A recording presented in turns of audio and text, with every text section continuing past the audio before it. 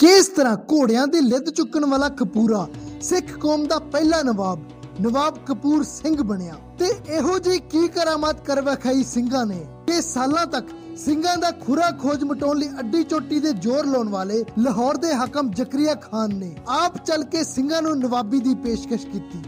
जानांगे सब कुछ इस वीडियो विच, पर वीडियो शुरू करन तो पहला जे तुसी इस चैनल ते नवे आए हो तां सक्सेस दा राह चैनल ਨੂੰ सब्सक्राइब करके बेल आइकन प्रेस कर दियो तां जो सिख इतिहास नाल जुड़े इस तरह दे शानदार वीडियोस ਤੁਹਾਡੇ तक पहुंचदे रहन। सिख इतिहास दे ਜਿਹੜੇ टॉपिक बारे भी तुसी सोचदे हो कि ਤੁਹਾਨੂੰ सब कुछ पता है, पहला वीडियो उसे टॉपिक ਦਾ ਹੀ ਵੇਖਿਓ, ਤੁਹਾਨੂੰ 100 ਨਵੀਆਂ ਗੱਲਾਂ ਪਤਾ ਲੱਗਣਗੀਆਂ। ਸਿੱਖਾਂ ਨੂੰ ਆਪਣੇ ਕੱਟੜ ਦੁਸ਼ਮਣ ਵੱਲੋਂ ਆਪ ਚੱਲ ਕੇ ਨਵਾਬੀ ਦੀ ਪੇਸ਼ਕਸ਼ ਕੀਤਾ ਜਾਣਾ ਇਹ ਕੋਈ ਛੋਟੀ ਗੱਲ ਨਹੀਂ ਸੀ। ਇਸ ਘਟਨਾ ਦਾ ਧਰਾਤਲ ਤਿਆਰ ਹੋਣ ਵਿੱਚ ਕਈ ਸਾਲਾਂ ਦਾ ਸਮਾਂ ਲੱਗਿਆ। ਅਨੇਕਾਂ ਵਾਰ ਜੰਗੇ ਮੈਦਾਨ ਵਿੱਚ ਸ਼ਮਸ਼ੀਰਾਂ ਖੜਕੀਆਂ, ਅਣਗਿਣਤ ਬਹਾਦਰ ਕੌਮੀ ਯੋਧਿਆਂ ਨੇ ਸ਼ਹੀਦੀਆਂ ਪਾਈਆਂ। ਸੋ ਇਹ ਸਾਰਾ ਵਰਤਾਰਾ ਸਮਝਣ ਲਈ ਆਓ ਆਪਾਂ ਸ਼ੁਰੂ ਤੋਂ ਸ਼ੁਰੂ ਕਰੀਏ। ਸਨ 1716 ਵਿੱਚ ਹੋਈ ਬਾਬਾ ਬੰਦਾ ਸਿੰਘ ਬਹਾਦਰ ਦੀ ਸ਼ਹੀਦੀ ਤੋਂ ਬਾਅਦ ਸਿੱਖ ਕੌਮ ਬੁਰੀ ਤਰ੍ਹਾਂ ਝੰਜੋਰੀ ਗਈ ਸੀ। ਜਿੱਥੇ ਕਿਤੇ ਵੀ ਗੁਰੂ ਨਾਨਕ ਨੂੰ ਮੰਨਣ ਵਾਲਾ ਸਿੱਖ ਦਿਖੇ ਤੁਰੰਤ ਕਤਲ ਕਰ ਦੇਣ ਦਾ ਹੁਕਮ ਸੀ।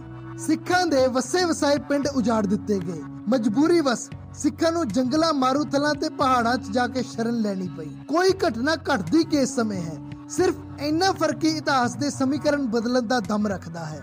ਇਸ ਮੁਸ਼ਕਲਾਂ ਭਰੇ ਦੌਰ ਵਿੱਚ ਜ਼ਾਲਮਾਂ ਨਾਲ ਜੂਝਦਿਆਂ ਹੋਈ ਭਾਈ ਤਾਰਾ ਸਿੰਘ ਵਾਂ ਦੀ ਸ਼ਹਾਦਤ ਨੇ ਸਿੱਖ ਕੌਮ ਵਿੱਚ ਦੁਬਾਰਾ ਜਥੇਬੰਦ ਹੋਣ ਦਾ ਜਜ਼ਬਾ ਭਰਨ ਦਾ ਕੰਮ ਕੀਤਾ। ਸਿੱਖਾਂ ਨੇ ਧਾਰ ਲਿਆ, ਬਸ ਹੁਣ ਹੋਰ ਨਹੀਂ, ਹੁਣ ਦੁਬਾਰਾ ਖੜੇ ਹੋਣ ਦਾ ਸਮਾਂ ਆ ਗਿਆ ਹੈ। ਕਾਨੂੰਵਾਲ ਦੇ ਸ਼ਮ ਵਿੱਚ ਇਕੱਠੇ ਹੋ ਕੇ ਸਿੱਖਾਂ ਨੇ ਆਪਣਾ ਨਵਾਂ ਜਥੇਦਾਰ ਚੁਣਿਆ, ਬਾਬਾ ਦਰਬਾਰਾ ਸਿੰਘ ਜੀ ਨੂੰ। ਸਿੰਘਾਂ ਨੇ ਰਲ ਕੇ ਗੁਰਮਤਾ ਪਾਸ ਕੀਤਾ ਕਿ ਕਿਸੇ ਵੀ ਖੇਤਰ ਵਿੱਚ ਅੱਗੇ ਵਧਣ ਲਈ ਪਹਿਲਾਂ ਆਪਾਂ ਨੂੰ ਆਰਥਿਕ ਰੂਪ ਨਾਲ ਮਜ਼ਬੂਤ ਹੋਣਾ ਪਊਗਾ।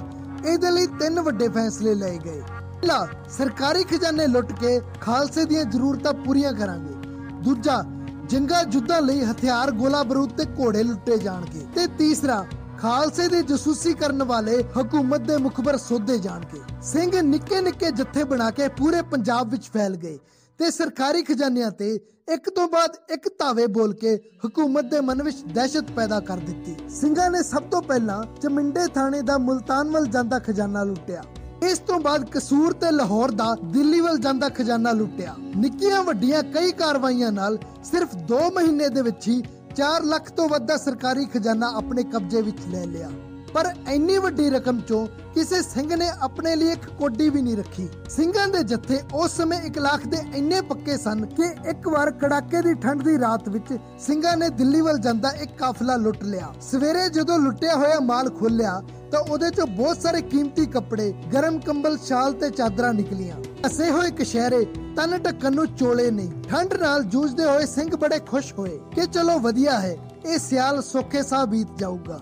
ਪਰ ਕੁਝ ਘੰਟੇ ਬਾਅਦ ਹੀ ਉਹਨਾਂ ਨੂੰ ਪਤਾ ਚੱਲਿਆ ਕਿ ਇਹ ਮਾਲ ਸਿਆਲਕੋਟ ਦੇ ਸ਼ਾਹੂਕਾਰ ਪ੍ਰਤਾਪ ਚੰਦ ਦਾ ਸੀ, ਜੋ ਇਸ ਨੂੰ ਦਿੱਲੀ ਦੇ ਬਾਦਸ਼ਾਹ ਲਈ ਲਿਜਾ ਰਿਹਾ ਸੀ। ਦਿੱਲੀ ਮਾਲ ਪਹੁੰਚਾਉਣ ਤੋਂ ਬਾਅਦ ਹੀ ਬਾਦਸ਼ਾਹ ਨੇ ਇਸ ਦੀ ਅਦਾਇਗੀ ਕਰਨੀ ਸੀ, ਫਿਰ ਇਹ ਸਰਕਾਰੀ ਬਣਨਾ ਸੀ। ਫਿਲਹਾਲ ਤਾਂ ਇਹ ਪ੍ਰਤਾਪ ਚੰਦ ਦਾ ਸੀ। ਤੁਰੰਤ ਜਥੇਦਾਰ ਨੇ ਹੁਕਮ ਦਿੱਤਾ ਕਿ ਸਾਡਾ ਟੀਚਾ ਸਰਕਾਰੀ ਖਜ਼ਾਨੇ ਲੁੱਟਣਾ ਸੀ, ਆਮ ਜਨਤਾ ਨੂੰ ਨਹੀਂ। ਸਾਰੇ ਸਿੰਘਾਂ ਨੇ ਇੱਕ ਇੱਕ ਕਰਕੇ ਆਪਣੇ ਕੱਪੜੇ ਵਾਪਸ ਰੱਖ ਦਿੱਤੇ ਤੇ ਜਦੋਂ ਸੇਠ ਕਿਰਪਾਲ ਚੰਦ ਨੇ ਆਪਣਾ ਮਾਲ ਗਿਣਿਆ ਤਾਂ ਉਸ ਵਿੱਚੋਂ ਇੱਕ ਚਾਦਰ ਵੀ ਘੱਟ ਨਹੀਂ ਸੀ।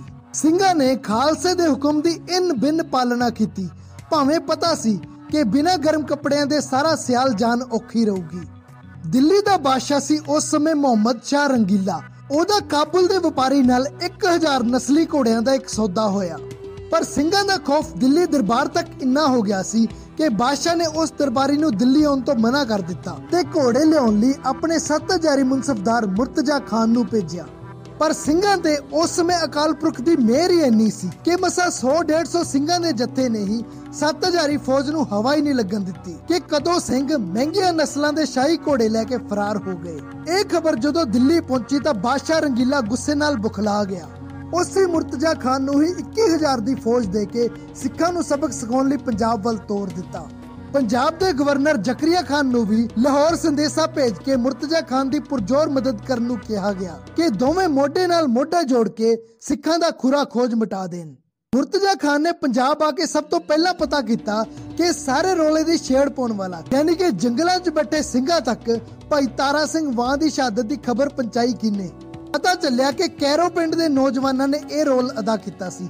ਅਗਲੇ ਦਿਨ ਮੁਰਤਜ਼ਾ ਖਾਨ ਨੇ ਕੈਰੋ ਪਿੰਡ ਨੂੰ ਘੇਰਾ ਪਾ ਲਿਆ। ਮੁਕਾਬਲੇ ਵਿੱਚ ਪਿੰਡ ਦੇ ਸਾਰੇ ਸਿੱਖ ਨੌਜਵਾਨ ਸ਼ਹੀਦ ਕਰ ਦਿੱਤੇ ਗਏ, ਪਰ ਇੱਕ ਸਿੱਖ ਭਾਈ ਸਾਗ ਸਿੰਘ ਬਚਨ ਵਿੱਚ ਕਾਮਯਾਬ ਹੋ ਗਏ, ਜਿਨ੍ਹਾਂ ਕਾਨੂੰਵਾਲ ਦੇ ਛੰਭ ਵਿੱਚ ਜਾ ਕੇ ਸਿੱਖਾਂ ਨੂੰ ਸਾਰਾ ਹਾਲ ਦੱਸ ਸੁਣਾਇਆ।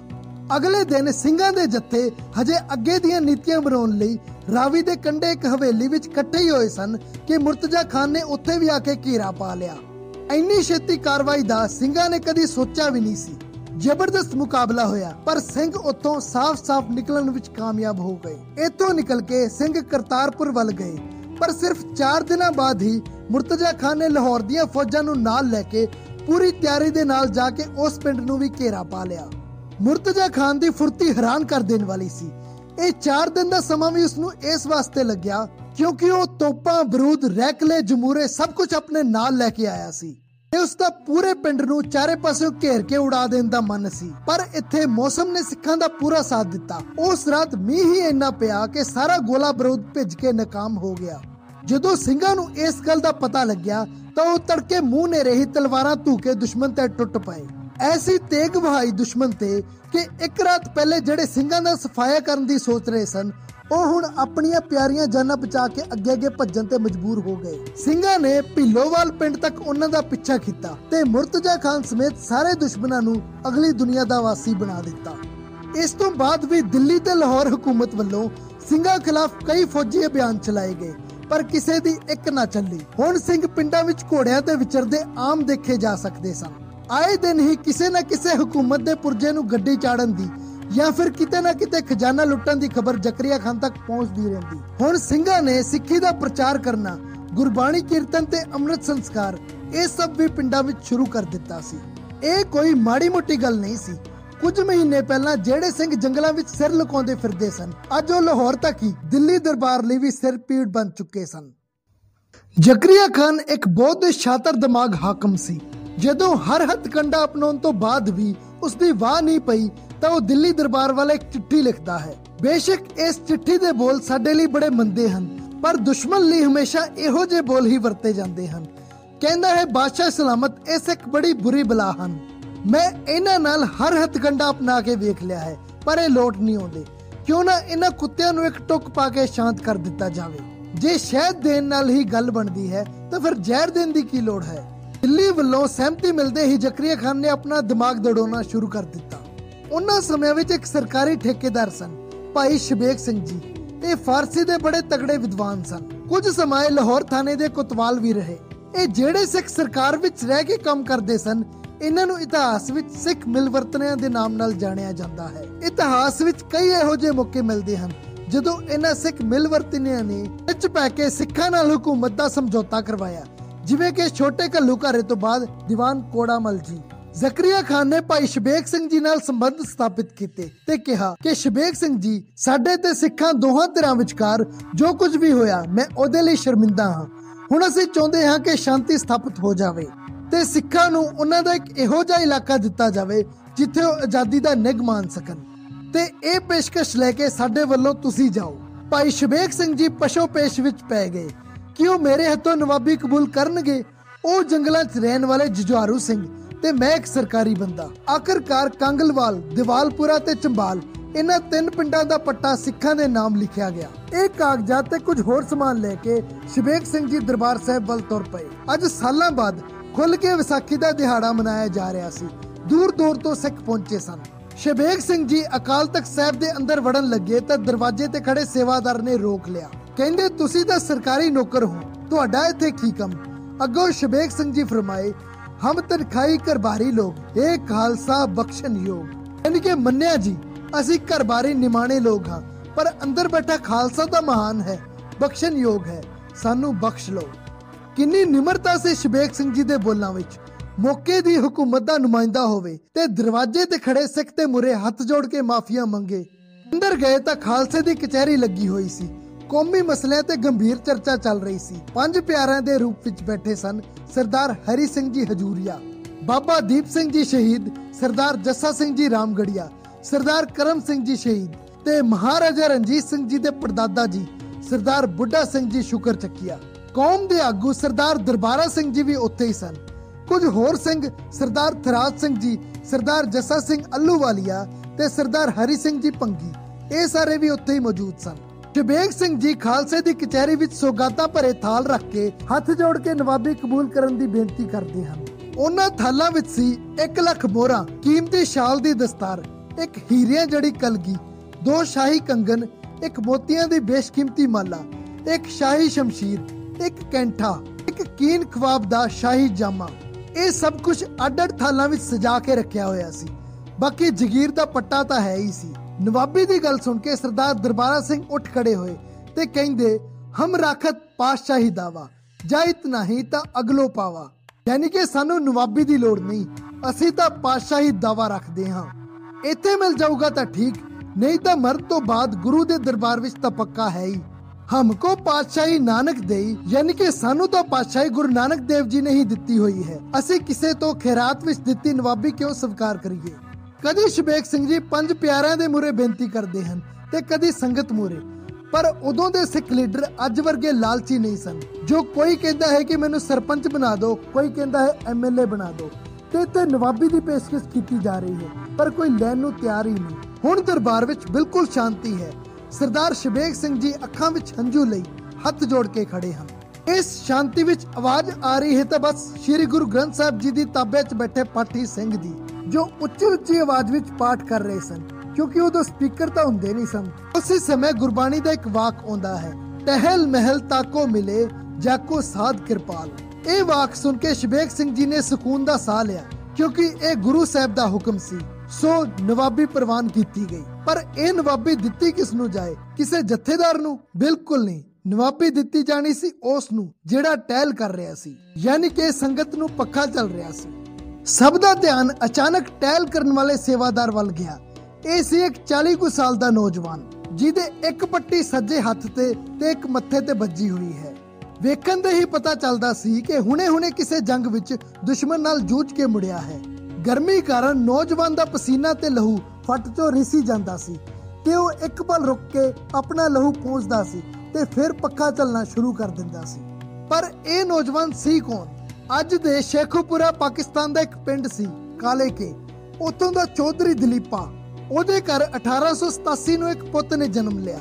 ਨਾਮ ਰੱਖਿਆ ਗਿਆ ਕਪੂਰਾ। 12 ਕੁ ਸਾਲ ਦੀ ਉਮਰ ਵਿੱਚ 1699 ਦੀ ਵਿਸਾਖੀ ਨੂੰ ਇਹ ਕਪੂਰਾ ਆਪਣੇ ਪਿਤਾ ਦਲੀਪੇ ਨਾਲ ਸ਼੍ਰੀ ਅਨੰਦਪੁਰ ਸਾਹਿਬ ਗਿਆ ਤੇ ਉੱਥੋਂ ਅੰਮ੍ਰਿਤਪਾਨ ਕਰਕੇ ਸਰਦਾਰ ਕਪੂਰ ਸਿੰਘ ਬਣ ਗਿਆ। ਇਤਿਹਾਸ ਦੇ ਪੰਨਿਆਂ ਤੇ ਬਹੁਤ ਵਾਰ ਸਰਦਾਰ ਕਪੂਰ ਸਿੰਘ ਦੇ ਨਾਮ ਦੇ ਨਾਲ ਫੈਜ਼ਲਪੁਰੀਆ ਸ਼ਬਦ ਵੀ ਜੁੜਦਾ ਹੈ, ਕਿਉਂਕਿ ਸਰਦਾਰ ਕਪੂਰ ਸਿੰਘ ਕੁਝ ਸਮਾਂ ਆਪਣੇ ਪਰਿਵਾਰ ਦੇ ਨਾਲ ਪਿੰਡ ਫੈਜ਼ਲਪੁਰ ਵਿੱਚ ਵੀ ਰਹੇ। ਜਿਹੜੇ ਪਠਾਨ ਫੈਜ਼ਲ ਦੇ ਨਾਮ ਤੇ ਇਸ ਪਿੰਡ ਦਾ ਨਾਮ ਫੈਜ਼ਲਪੁਰ ਰੱਖਿਆ ਗਿਆ ਸੀ, ਉਹ ਜ਼ਕਰੀਆ ਖਾਨ ਦਾ ਜੀਜਾ ਤੇ ਉਸ ਦੀ ਭੈਣ ਹਲੀਮਾ ਦਾ ਘਰ ਵਾਲਾ ਸੀ। ਤੇ ਜਦੋਂ ਜ਼ਕਰੀਆ ਖਾਨ ਨੇ ਸਿੱਖਾਂ ਦਾ ਜਨਤਕ ਕਤਲੇਆਮ ਸ਼ੁਰੂ ਕੀਤਾ ਤਾਂ ਉਸਨੇ ਆਪਣੇ ਜੀਜੇ ਨੂੰ ਇੱਕ ਸੁਨੇਹਾ ਭਜਵਾਇਆ ਕਿ ਮੈਂ ਤਾਂ ਆਪਣੇ ਇਲਾਕੇ ਵਿੱਚ ਸਿੱਖਾਂ ਦਾ ਖੁਰਾ ਖੋਜ ਮਿਟਾ ਰਿਹਾ ਹਾਂ, ਤੁਸੀਂ ਵੀ ਸਿੱਖਾਂ ਨੂੰ ਆਪਣੇ ਪਿੰਡਾਂ ਚੋਂ ਕਤਲ ਕਰ ਦਿਓ। ਉਹਨਾਂ ਸਿਰਫ 2-4 ਦਿਨਾਂ ਦੇ ਵਿੱਚ ਹੀ ਫੈਜ਼ਲਪੁਰ ਤੇ ਨੇੜੇ ਤੇੜੇ ਦੇ ਇਲਾਕਿਆਂ ਚੋਂ 1500 ਦੇ ਕਰੀਬ ਸਿੱਖ ਕਤਲ ਕਰ ਦਿੱਤੇ ਗਏ। ਇਹਨਾਂ 'ਚ ਸਰਦਾਰ ਕਪੂਰ ਸਿੰਘ ਦਾ ਖਾਨਦਾਨ ਵੀ ਸੀ, ਪਰ ਉਹ ਆਪ ਕਿਸੇ ਤਰ੍ਹਾਂ ਬਚ ਕੇ ਨਿਕਲ ਗਏ ਤੇ ਅੰਮ੍ਰਿਤਸਰ ਆ ਕੇ ਸਿੰਘਾਂ ਦੇ ਜੱਥੇ ਵਿੱਚ ਸ਼ਾਮਲ ਹੋ ਗਏ। ਇੱਥੇ ਸਰਦਾਰ ਕਪੂਰ ਸਿੰਘ ਜੀ ਨੇ ਘੋੜਿਆਂ ਦੀ ਲਿੱਦ ਚੁੱਕਣ ਦੀ ਸੇਵਾ ਸ਼ੁਰੂ ਕੀਤੀ, ਜੋ ਸਾਲਾਂ ਬਾਅਦ ਅੱਜ ਵੀ ਜਾਰੀ ਸੀ।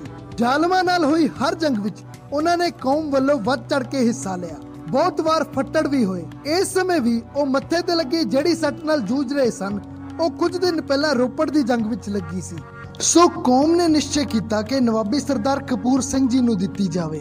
ਸਰਦਾਰ ਕਪੂਰ ਸਿੰਘ ਵਾਰ-ਵਾਰ ਨਾ ਕਰਦੇ ਰਹੇ, ਪਰ ਕਿਉਂਕਿ ਇਹ 5 ਪਿਆਰਿਆਂ ਦਾ ਹੁਕਮ ਸੀ, ਸੋ ਉਹਨਾਂ ਨੂੰ ਰਾਜੀ ਹੋਣਾ ਹੀ ਪਿਆ। ਪਰ ਉਹਨਾਂ ਨੇ ਕਿਹਾ ਕਿ ਨਵਾਬੀ ਕਬੂਲ ਕਰਨ ਤੋਂ ਪਹਿਲਾਂ ਮੇਰੀਆਂ ਕੁਝ ਸ਼ਰਤਾਂ ਹਨ। ਪਹਿਲੀ ਸ਼ਰਤ, ਨਵਾਬੀ 5 ਪਿਆਰਿਆਂ ਦੇ ਚਰਨਾਂ ਨੂੰ ਛੁਆ ਕੇ ਮੈਨੂੰ ਸੌਂਪੀ ਜਾਵੇ। ਦੂਸਰੀ ਸ਼ਰਤ, ਨਵਾਬ ਬਣਨ ਤੋਂ ਬਾਅਦ ਮੈਂ ਜਿਹੜੀ ਘੋੜਿਆਂ ਦੀ ਲਿੱਦ ਸਾਫ਼ ਕਰਨ ਦੀ ਤੇ ਸੰਗਤ ਨੂੰ ਪੱਖਾ ਚੱਲਣ ਦੀ ਸੇਵਾ ਕਈ ਸਾਲਾਂ ਤੋਂ ਕਰਦਾ ਆ ਰਿਹਾ ਹਾਂ, ਉਹ ਮੇਰੇ ਤੋਂ ਵਾਪਸ ਨਾ ਲਈ ਜਾਵੇ। ਤੇ ਤੀਸਰੀ ਸ਼ਰਤ ਸ਼ਬੇਗ ਸਿੰਘ ਜੀ ਤੁਹਾਡੇ ਲਈ ਹੈ, ਜਾ ਕੇ ਦੱਸ ਦਿਓ ਜ਼ਕਰੀਆ ਖਾਨ ਨੂੰ ਕਿ ਸਾਡੇ ਇਲਾਕੇ ਚੋਂ ਇਕੱਠੇ ਹੋਏ ਮਾਮਲੇ ਦਾ ਇੱਕ ਅੰਨਾ ਵੀ ਅਸੀਂ ਹਕੂਮਤ ਨਾਲ ਸਾਂਝਾ ਨਹੀਂ ਕਰਾਂਗੇ। ਇਹ ਸਾਰਾ ਧਨ ਗੁਰੂ ਕੀ ਗੋਲਕ 'ਚ ਜਾਊਗਾ। ਤੇ ਨੰਬਰ 4, ਸ਼੍ਰੀ ਹਰਮੰਦਰ ਸਾਹਿਬ ਤੋਂ ਲੈ ਕੇ ਨਨਕਾਣਾ ਸਾਹਿਬ ਤੱਕ ਸਿੱਖਾਂ ਨੂੰ ਪੂਰੀ ਆਜ਼ਾਦੀ ਮਿਲੂਗੀ ਆਪਣੇ ਗੁਰੂ ਧਾਮਾਂ ਦੀ ਯਾਤਰਾ ਕਰਨ ਦੀ। ਹਕੂਮਤ ਨੂੰ ਇਹਦੇ ਵਿੱਚ ਕੋਈ ਵੀ ਇਤਰਾਜ਼ ਨਹੀਂ ਹੋਣਾ ਚਾਹੀਦਾ। ਕਿੰਨੀ ਰੋਸ਼ਨ ਦਿਮਾਗੀ ਸੀ ਕੌਮ ਦੇ ਉਸ ਜਰਨੈਲ ਵਿੱਚ। ਆਪਣੀਆਂ 4 ਸ਼ਰਤਾਂ ਵਿੱਚ ਇੰਜ ਲੱਗਦਾ ਹੈ ਕਿ ਜਿਵੇਂ ਨਵਾਬ ਕਪੂਰ ਸਿੰਘ ਨੇ ਪੂਰੀ ਕਾਇਨਾਤ ਨੂੰ ਹੀ ਆਪਣੇ ਦਾਇਰੇ ਵਿੱਚ ਲੈ ਲਿਆ ਹੋਵੇ। ਤੇ ਇਸ ਸਾਰੇ ਵਰਤਾਰੇ ਤੋਂ ਇਹ ਗੱਲ ਇੱਕ ਵਾਰ ਫੇਰ ਸਾਬਤ ਹੁੰਦੀ ਹੈ ਕਿ ਉਸ ਅਕਾਲ ਪੁਰਖ ਦੀਆਂ ਕਰਾਮਾਤਾਂ ਦਾ ਕੋਈ ਮਨੁੱਖ ਅੰਦਾਜ਼ਾ ਨਹੀਂ ਲਾ ਸਕਦਾ, ਜਿਨ੍ਹਾਂ ਇੱਕ ਘੋੜਿਆਂ ਦੀ ਲਿੱਦ ਚੁੱਕਣ ਵਾਲੇ ਸੇਵਾਦਾਰ ਨੂੰ ਪਲਾਂ ਵਿੱਚ ਹੀ ਨਵਾਬ ਬਣਾ ਦਿੱਤਾ। ਨਵਾਬ ਕਪੂਰ ਸਿੰਘ ਦੀ ਦੂਰਦ੍ਰਿਸ਼ਟੀ ਕਹਿੰਦੀ ਸੀ ਕਿ ਹਕੂਮਤ ਨਾਲ ਸਿੱਖਾਂ ਦੀ ਇਹ ਸਾਂਝ ਕੋਈ ਬਾਹਲਾ ਸਮਾਂ ਨਹੀਂ ਚੱਲਣ ਵਾਲੀ। ਸੋ ਜਿੰਨਾ ਕਿ ਸ਼ਾਂਤੀ ਦਾ ਸਮਾਂ ਮਿਲਿਆ ਸੀ, ਉਹ ਸਿੱਖ ਕੌਮ ਨੂੰ ਵੱਧ ਤੋਂ ਵੱਧ ਜਥੇਬੰਦ ਤੇ ਮਜ਼ਬੂਤ ਕਰਨਾ ਚਾਹੁੰਦੇ ਸਨ। ਹਾਲੇ ਵੀ ਪਹਾੜਾਂ, ਜੰਗਲਾਂ ਤੇ ਮਾਰੂਥਲਾਂ ਵਿੱਚ ਬਹੁਤ ਸਾਰੇ ਸਿੰਘਾਂ ਦੇ ਜਥੇ ਮੌਜੂਦ ਸਨ। ਸਭ ਤੋਂ ਪਹਿਲਾਂ ਗਸ਼ਤੀ ਜਥਿਆਂ ਦੀ ਡਿਊਟੀ ਲਗਾਈ ਗਈ ਕਿ ਉਹ ਸਿੰਘਾਂ ਨੂੰ ਲੱਭ ਕੇ ਵਾਪਸ ਲਿਆਉਣ। ਤੇ ਜਦੋਂ ਸਾਰੇ ਪੰਥ ਨੂੰ ਇਕੱਠਾ ਕਰ ਲਿਆ ਗਿਆ ਤਾਂ ਨਵਾਬ ਕਪੂਰ ਸਿੰਘ ਨੇ ਇਸ ਨੂੰ 2 ਦਲਾਂ ਵਿੱਚ ਵੰਡ ਦਿੱਤਾ, ਬੁੱਢਾ ਦਲ ਤੇ ਤਰਨਾ ਦਲ। ਤਰਨਾ ਦਲ ਵਿੱਚ ਸਾਰੇ ਨੌਜਵਾਨ ਭਰਤੀ ਕੀਤੇ ਗਏ ਸਨ। ਤਰਨਾ ਦਲ ਦਾ ਕੰਮ ਸੀ ਕੌਮ ਦੀ ਆਜ਼ਾਦੀ ਦੀ ਰਾਖੀ ਕਰਨਾ ਤੇ ਕੌਮ ਦੇ ਮੁਖਬਰਾਂ ਨੂੰ ਸੌਦਾ ਲਾਉਣਾ। ਤੇ ਬੁੱਢਾ ਦਲ ਵਿੱਚ ਉਮਰਦਰਾਜ਼ ਸਿੰਘਾਂ ਨੂੰ ਸੰਗਠਿਤ ਕੀਤਾ ਗਿਆ ਸੀ। ਇਹਨਾਂ ਦਾ ਕੰਮ ਸੀ ਤਰਨਾ ਦਲ ਲਈ ਬੇਸ ਕੈਂਪ ਦਾ ਕੰਮ ਕਰਨਾ, ਸਿੱਖੀ ਦਾ ਪ੍ਰਚਾਰ ਤੇ ਅੰਮ੍ਰਿਤ ਸੰਚਾਰ ਵਰਗੇ ਕੰਮ ਕਰਨਾ।